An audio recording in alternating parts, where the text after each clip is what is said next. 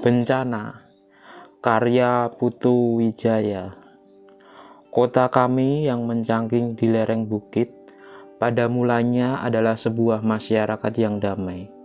Angin pagi yang menembus kabut, menggoyangkan beringin tua di tengah kota, lalu menepuk pipi wanita-wanita pedagang sayur yang mengalir dari pinggiran kota.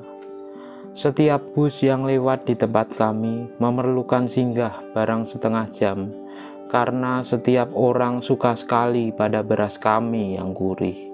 Lagi pula, setiap warung di tempat kami semuanya mempunyai perawan-perawan yang ramah kepada siapa saja. Buruh-buruh di penambangan dapat dipercaya, matanya bercahaya dan segar, walaupun pakaiannya terbuat dari karung. Polisi-polisi kami yang hanya berkendaraan sepeda dihormati oleh setiap orang walaupun jarang menyandang bedilnya. Dokter kami, bidan kami, dan guru-guru sekolah kami semuanya penduduk asli kota yang di masa kecilnya suka berlari telanjang di tanah lapang bila hari hujan. Semua penduduk di tempat kami bekerja, walaupun tanpa bekerja mereka masih bisa makan, karena rata-rata kami mempunyai sawah. Bangsawan-bangsawan di puri kami bukanlah bangsawan jahat sebagaimana diceritakan oleh pengarang-pengarang Rusia. Mereka bergaul dengan kami dan memberikan kami teladan terhadap sopan santun. Demikian juga halnya para Brahmana.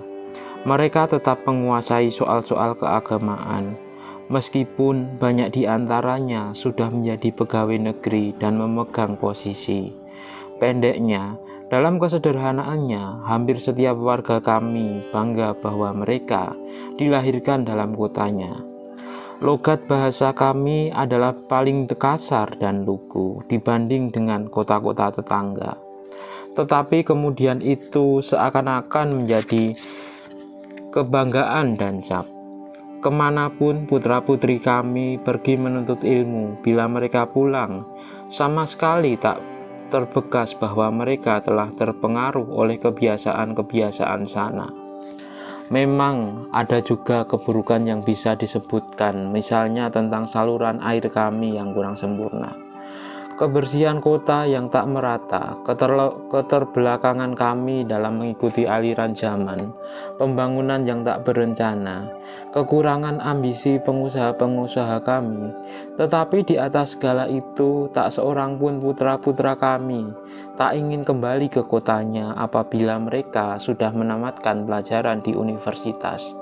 Tetapi semuanya itu tak kekal.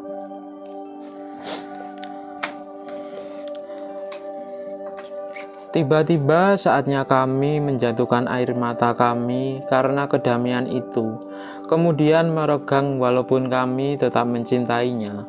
Perpisahan ini mungkin bukan salah siapa-siapa, barangkali sudah hadiah zaman kepada kami.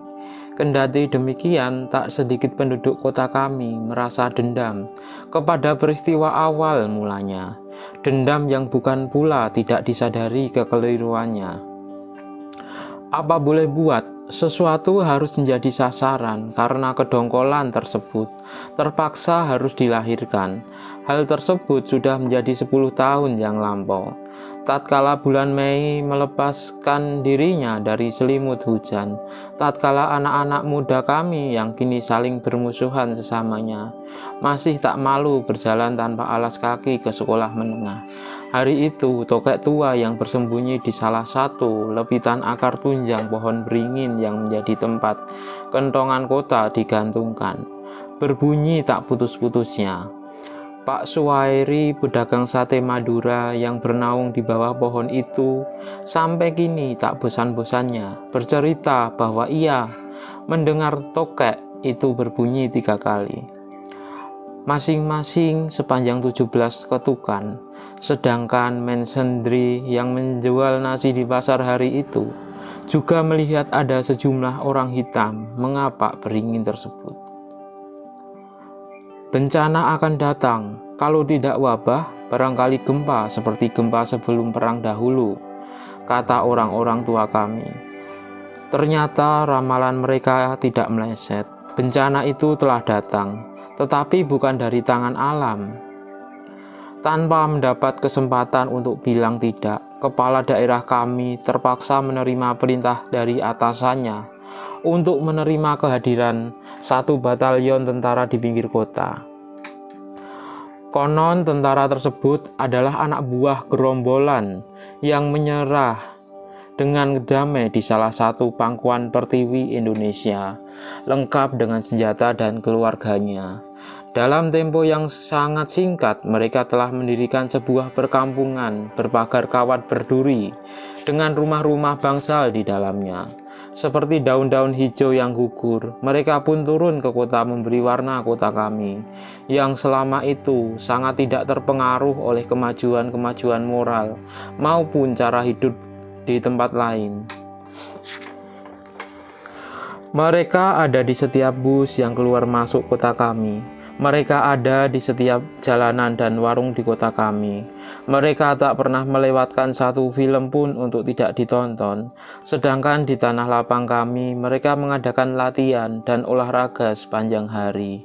Bahasa mereka yang kedengarannya seperti orang memaki, memasuki mulut anak-anak kami yang datang ke tangsi untuk mencari kulit rokok. Sementara itu, pistol dan senjata mereka yang meletup setiap malam dalam latihan-latihan mundar-mandir pula di jalan menjadi satu pusat kekaguman anak-anak muda. Tidak sedikit gadis-gadis yang merasa terlindung dalam bayangan pistol itu, meskipun mereka tahu di tangsi tentara itu tidur tanpa selimut dan makan sayur bayam setiap hari. Penduduk kota kami membuka tangan, pintu dan hatinya kepada prajurit-prajurit itu.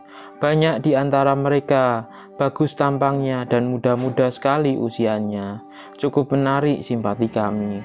Banyak di antaranya yang sopan dan pintar berolahraga, sehingga dalam waktu singkat mereka populer. Kami dijadikan mereka anggota masyarakat dalam pergaulan. Kami dijadikan mereka tamu yang pantas, dihormati bila mengunjungi pintu-pintu kami. Kami bantu mereka dan menghapuskan jauh-jauh bahwa mereka bekas gerombolan yang bersembunyi dalam hutan untuk merobohkan pemerintah Indonesia. Sebagai imbalannya, kami pun dilindungi dengan senjata yang terselip di pinggang mereka. Bulan ketiga sejak mereka tinggal mulai terdengar keluh kesah. Pemilik bioskop, sopir bus, dan pemilik warung mulai mengeluh karena terganggu perdagangannya. Secara sepihak, mereka mengerti bahwa tentara-tentara tersebut di samping abdi negara juga memang tak banyak duitnya. Tetapi untuk memberikan mereka gratis setiap kali dalam jumlah yang tidak terbatas, sudah tentu ada batasnya. Untuk ini, mereka pun mulai mengurangi keramahan yang kemudian menimbulkan jarak.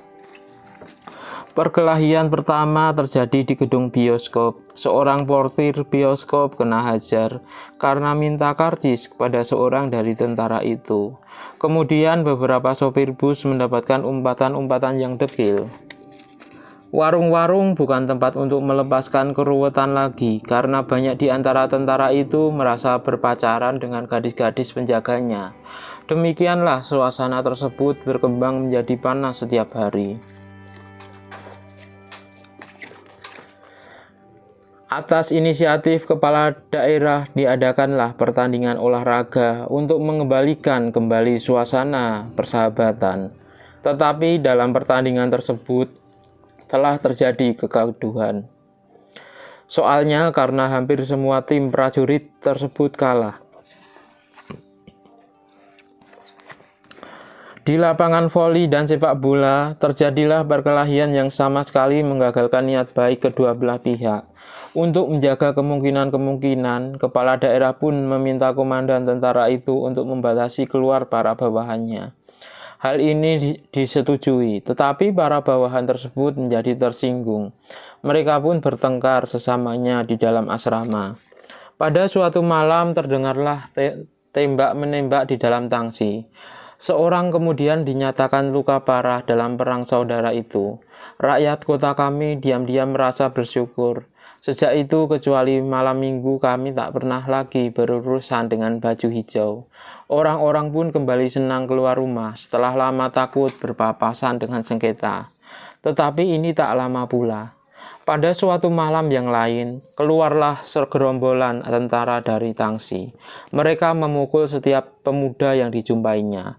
Mereka merusak warung-warung dan mengumbar tembakan sampai tengah malam. Rakyat kami pun kembali dalam suasana ketakutan. Mereka merasa tanpa perlindungan. 3 tahun Tangsi tersebut berdiri di kota kami. 3 tahun kota kami direndam dalam batin yang tertekan. Tak banyak lagi orang yang suka bangun dini hari dan berjalan keliling kota. Orang-orang tua tak bebas lagi duduk di pinggir tanah lapang melihat anak-anak main layangan. Pemuda-pemuda kami menjauhi warung dan tempat-tempat keramaian sebab takut terlibat dalam perkelahian.